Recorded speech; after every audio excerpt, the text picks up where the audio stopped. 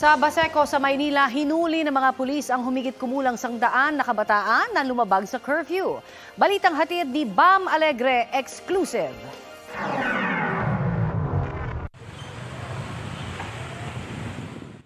Pagsapit ng alas 10 kagabi, mahigpit na ipinatupad ng pulisya ang curfew sa Baseco, Maynila.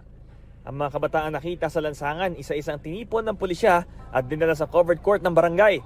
Layunin ng reach out operation na ilayo sila sa mga street crime tulad ng mga riot, paggamit ng solvent, pati na rin sa inuman sa lansangan. Nung una pa lang ho pala, meron talaga tayo dito pinatutupad doon ng curfew. 10 o'clock po. 10 o'clock in the evening po, dapat ho, nasa loob na ho ng tahanan ng mga bata upang magkaroon ho ng magandang pag-iisip, malakas sa pangangatawan at magkaroon ng magandang maging matalino ba sa eskwelahan. Humigit kumulang 100 ang dinala sa covered court. Mahigit kalahati sa kanila mga menor de edad. Kaagapay ng pulisya ang DSWD sa pagproseso sa mga nahuli sa operasyon. Isinailalim sila sa counseling, pati na ang kanilang magulang o guardian. Karamihan pinauwi na rin kalaunan. Pero kapag ikatlong huli na sa paglabag ng curfew, ire-recommenda nila ang turnover sa institusyon tulad ng Manila Boys Town para sa karagdagang gabay. Mag-undergo po sila ng case management. May mga social workers din po tayo doon. So doon po aalagaan din po sila. Pero hindi po sila pwedeng magtagal doon, sir. So pansamantala lang po.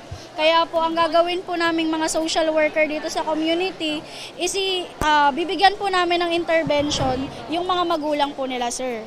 Sa pamamagitan po ng counseling. Napasugod sa covered court ang isang ginang matapos malamang kasama sa operasyon ng kanyang binatilyong anak.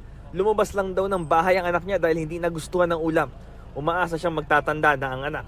Okay lang po itong ganito, sir. Mas maganda disiplina po sila, sir. Para may takot po sila sa kapwa nila. Para tatakot po sila sa mga reklamo. Para sa akin, sir, ito yung pinakadabis na paraan, sir. Para din naman ito sa kabutihan ng mga bata eh. Kasi kahit ako nga, yung mga anak ko talagang nasa labas palagi yan. Yung mga anak ko nang pag nasa labas, may dahilan naman. Bam Alegre, nagbabalita para sa GMA Integrated News.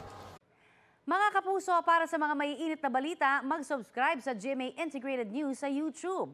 Sa mga kapuso abroad, subaybayan niyo po kami sa GMA Pinoy TV at sa www.gmanews.tv.